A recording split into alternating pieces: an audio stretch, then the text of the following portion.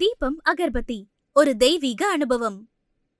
சோழி பிரசன்னம் மூலமா 2026க்கான குரு பயிற்சியை தான் தொடர்ந்து பார்த்துட்டு இருக்கோம். அந்த வகையில அடுத்த ராசி விருச்சக ராசி. வணக்கம் ஐயா. ஐயா, இப்ப விருச்சக ராசியை பார்த்தோம் அப்படின்னா எளிமையா எல்லார்கிட்டையும் ஈஸியா பழகுற ஒரு ராசி. பழகி ஏமாந்துகிட்டே இருக்கிற மாதிரியான ஒரு குணநலன் இருக்கவங்க தான். அவங்களுக்கு இந்த 2026 குரு பயிற்சி எப்படி இருக்கு ஐயா? 2026 குரு பயிற்சியை பொறுத்த வரைக்கும் ஒரு நல்ல மாற்றம் தரக்கூடிய ஒரு பயிற்சியாகத்தான் அமைகின்றது. இதுவரை விருச்சிக ராசிகர்கள் பட்ட கஷ்டமா இருந்தாலும் சரி, ஏமாற்றமா இருந்தாலும் சரி, துரோகமா இருந்தாலும் சரி, நிம்மதி இல்லாத ஒரு காலமாக அமைந்தாலும் சரி, நல்ல மனைவி அமைந்தும் நிம்மதியை துளைத்த ஒரு காரணமாக இருந்தாலும் சரி, நல்ல பிள்ளைகள் இருந்தும் அந்த பிள்ளைகளால சில பிரச்சனைகளை சந்தித்த ஒரு காலமாக இருந்தாலும் சரி, இவன் என் நண்பன் உயிர் கொடுப்பான் தோழன் என்று பழகினேனே, இன்று அவனால் தானே என் வாழ்வில் சில இழப்புகளை சந்தித்தேன் என்ற ஒரு காலகட்டம். அப்படியெல்லாம் கடந்த காலத்தில் சந்தித்து வந்திருப்பீர்கள். அப்படிப்பட்ட ஒரு சூழ்நிலையில இன்றைய காலத்தை பொறுத்த வரைக்கும் எவ்வாறு இருக்கும்? இந்த விருச்சிக ராசிக்கு இந்த 2026 நடைபெறுகின்ற, அதாவது திருக்கணித பிரகாரம் நடைபெறுகின்ற இந்த குரு பயிற்சி எவ்வாறு இருக்கும் என்பதை சனி பயிற்சி, சனி பகவானுடைய இருப்பை வைத்து நான் சொல்ல போகிறேன்.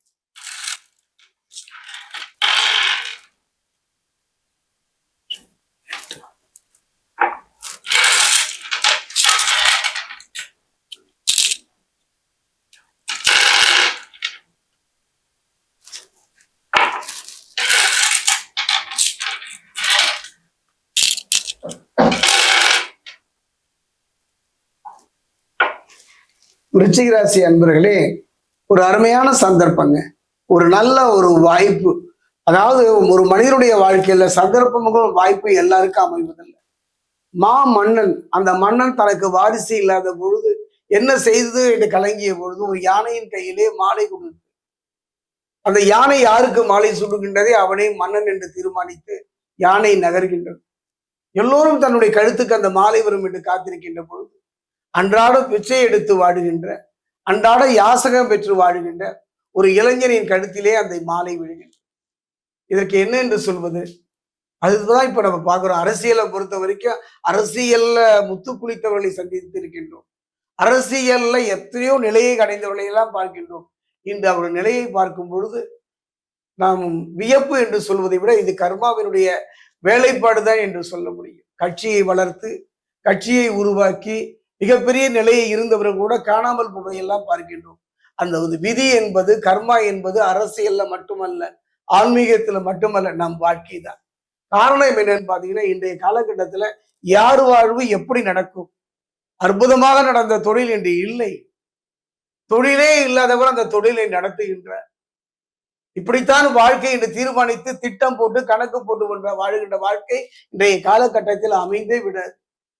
காரணம் என்னன்னு பாத்தீங்கன்னா, மனித வாழ்வை பொறுத்த வரைக்கும் ஒரு போராட்டம் சூழ்ந்ததுதான். பிள்ளைகள் இல்லையே என்று கவலைப்படுகின்றோம். பிறந்த பிள்ளையை படிக்க வைப்பதற்கு போராடுகின்றோம். பெற்ற தாயை கவனிக்க முடியவில்லை, மனைவியை கவனிக்க முடியவில்லை, கணவனை கவனிக்க முடியவில்லை. கணவன் மனைவி ஆண் பெண் இருவருமே வேலைக்கு சென்றால்தான் ஒரு வாழ்வு. அப்படிப்பட்ட ஒரு காலகட்ட மருத்துவ செலவோ கண்களை கட்டுகின்றது. இந்த சூழ்நிலையில மனிதன் நம்புவது யாரை? யாரைத்தான் நம்புவது? இந்த பூமியிலே என்பதை போல உறவு கூட சில நேரங்களில் உதறி போகின்றன.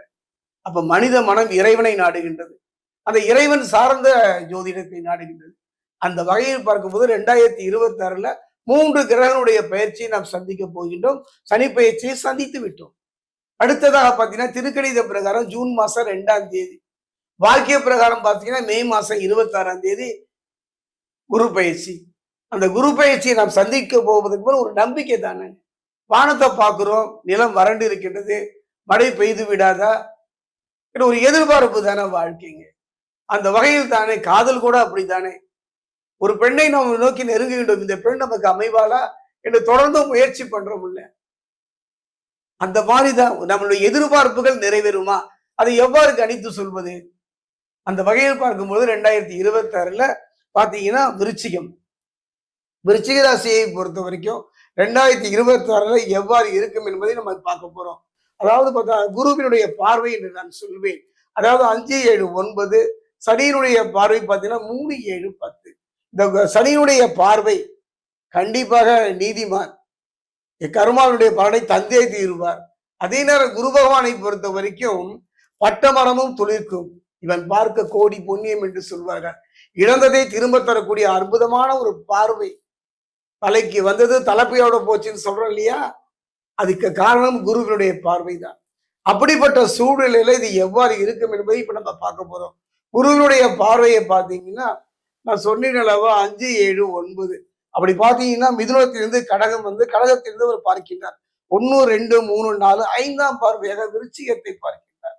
அதே நேரம் பார்த்தீங்கன்னா விருச்சிகத்துல பார்த்தீங்கன்னா அது யார் ஸ்தானம்? ஆயுள் ஸ்தானம். ஒரு மனிதனுடைய வாழ்வு கோடி கோடியா பொண்ணும் பொருளும் இருந்து என்ன அனுபவிக்க வேண்டாமா? அனுபவிக்கிறதுதான ஒரு வாழ்க்கைங்க. ஒரு கோடீஸ்வரர் சொல்கின்றார், மருத்துவ படுக்கையில் படுத்துக்கொண்டு 500 வேலையாட்கள் இருக்கின்றார்கள், வாசலில் உள்ள விலை உயர்ந்த கார்கள், சமைத்து போடுவதற்கு 5, 6 பேர்கள், ஆனால் நாங்கள் மருத்துவமனையிலே என் நிலையை பாருங்கள் என்று சொல்கின்றார். இதுதான் காரணம். ஒரு மனிதனுடைய வாழ்க்கையில அனுபவிக்கலுங்க. அந்த அனுபவித்த நல்ல பிள்ளை, நல்ல மனைவி, தெய்வீகம்னு சொன்னாங்க இல்லையா, அந்த வகையில விருச்சிக ராசி எவ்வாறு இருக்கும் என்பதை இப்ப நம்ம சோழி பிரசனத்துல பார்க்க போறோம்.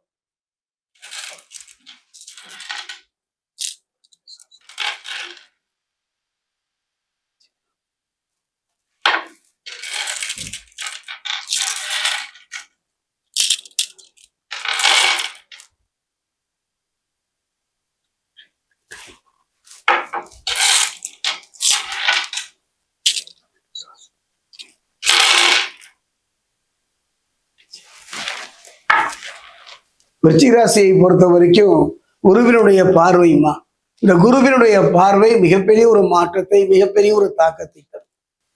இப்ப வந்து விருச்சிக ராசிக்கு வந்து நிறைய நல்ல விஷயங்கள், ஏன்னா அவங்க கடந்த வாழ்க்கையில வந்து நிறைய கஷ்டப்பட்டிருக்காங்க. அந்த கஷ்டத்துல இருந்து இந்த குரு பயிற்சி வந்து நல்லா இருக்கும் அப்படின்னு சொல்லியிருக்கீங்க. இவங்களோட குடும்ப வாழ்க்கை எப்படி இருக்கும்? குடும்ப வாழ்க்கைன்னா கணவன் மனைவிக்கான உறவு, அந்த மாதிரி நிறைய சண்டைகள் சலசலப்புகள் கூட போயிட்டு இருந்திருக்கும் கடந்த வாழ்க்கையில. இப்ப எப்படி இருக்கும் ஐயா? ஒரு கணவன் மனைவி உறவு ஆசையாக காதலித்து ஒரு பெண்ணை திருமணம் செய்கின்றார்கள். தன் பிள்ளை நன்றாக இருக்க வேண்டும் என்று பெற்றோர்களும் திருமண வாழ்வை அமைத்து தருகின்றார்கள். அந்த திருமண வாழ்வு எதை சார்ந்து அமைந்து போகின்றது? ஒரு காலத்துலலாம் அந்த அந்யோன்யன்னு சொல்லுவாங்க, அந்த கணவன் மனைவி உறவு. கவிஞர் சொல்லுவார், பொருத்தம் உடலிலும் வேண்டும், புரிந்தவன் துணையாக வேண்டும் என்று சொல்வார். அந்த பகையில் அது மட்டும் கிடையாதுங்க, ஒரு அற்புதம். இதை நான் சொல்லியே தீர வேண்டும். கலத்திர காலத்துல சுக்கிரனை பொறுத்த வரைக்கும் சொல்லுவாங்க, வீணை அது பேசும். எப்ப பேசும்? அது மீட்டும் விரல்களை கண்டுதான். அந்த கணவன் மனைவி உறவு அந்யோன்யம் எல்லாம் ஒரு இன்றைய காலகட்டத்துல ஒரு கேள்விக்குறியாகத்தான் போய்விடுகின்றது. விவாகரத்து என்ற ஒரு நிலையை பார்த்தீங்கன்னா இன்னைக்கு அலையாக என்ன புரிந்து கொண்டார்கள்? 3 நாட்களில் விவாகரத்து, 1 மாதத்தில் விவாகரத்து, 1 வருடத்தில் விவாகரத்து. வாழ்வை என்ன புரிந்து கொண்டார்கள்? அன்றைய காலகட்டத்திலாம் 60ஆம் கல்யாணம், 80ஆம் கல்யாணம், 100ஆம் கல்யாணம் என்று கல்யாணம் என்பது காலம் கடந்து. இதற்கு காரணம் என்னன்னா, கிரகங்களின் மீது நாம் குறை சொல்வதை விட சில சூழ்நிலையை சொல்கின்றேன். அந்த வகையில பார்க்கும்போது விருச்சிக ராசிக்கு இதுவரை கணவன் மனைவிக்குள் இருந்து வந்த கருத்து வேறுபாடுகள், ஒருவர் புரிந்து கொள்ளாத ஒரு நிலை, அந்த நிலை மாறும். கணவன் மனைவி உறவு மட்டுமல்ல, பிள்ளைகள் நிலையும் ஒரு அற்புதமான நிலை ஏற்படும்.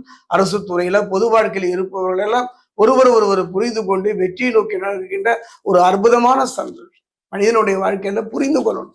நீங்க புரிஞ்சுக்கிட்டா மட்டும் போறாது, உங்களை பிறர் புரிந்து கொள்ள வேண்டும். அந்த நிலையில இழந்ததை திரும்ப பெறக்கூடிய ஒரு நல்ல மாற்றம் பெறக்கூடிய குருவினால ஒரு அற்புதமான ஒரு நிலையை அடைகின்ற ஒரு காலம் இந்த காலம். அது மட்டும் கிடையாதுங்க, இந்த குரு பார்வை மட்டுமே நமக்கு எல்லாம் தீர்மானிக்குமானா இல்லைங்க.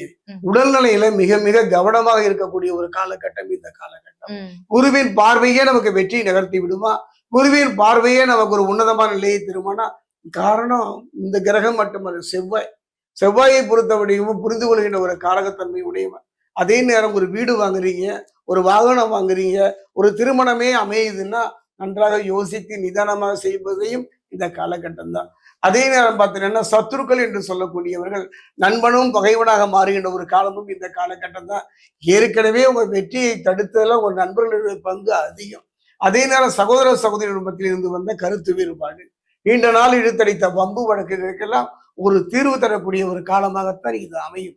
அதே நேரம் அந்த 2026 குரு பயிற்சியை பொறுத்த வரைக்கும் குரு பகவானை வழிபாடு. குருவை பொறுத்த வரைக்கும் குரு என்றால் நமக்கு தட்சிணாமூர்த்தியை தரும், குரு என்றால் நமக்கு முருகனை தெரியும். குருவாய் அருவாய் உளதாய் இளதாய் மறுவாய் மலராய் ஒளியாய் கருவாய் உயிராய் கதியாய் விதியாய் குருவாய் வருவாய் அருள்வாய் குபனே. அறுபடை வீட்டுல ஒரு வீடுதான் திருத்தணி. என்னுடைய அனுபவத்துல குருவினுடைய பாதிப்பு இருந்தாலோ, குருவினால சில நன்மைகளை நாம் பெறக்கூடிய சூழ்நிலை இருந்தாலும், திருத்தணி அருகே இருக்கக்கூடிய அந்த பாதசனீஸ்வரையும் வழிபட்டு திருத்தணி முருகனுடைய வழிபாடு மிகப்பெரிய ஒரு மாற்றத்தை ஏற்படுத்தும். அதே நேரம் ஒரு சின்ன விஷயத்தை நான் சொல்லணும்.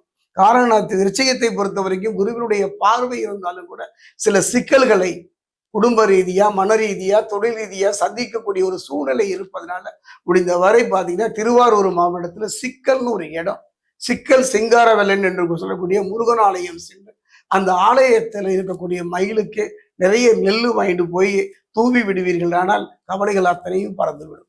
ஐயா, நான் கேட்டதுக்கும் மேல நிறைய விஷயங்கள் விருச்சிக ராசிக்கு குரு பயிற்சி எப்படி இருக்கும் அப்படின்றத ரொம்ப அழகா சொன்னீங்க. எந்த தெய்வங்களை வழிபடணும்னு ரொம்ப தெளிவா சொல்லியிருக்கீங்க. ரொம்ப நன்றி ஐயா.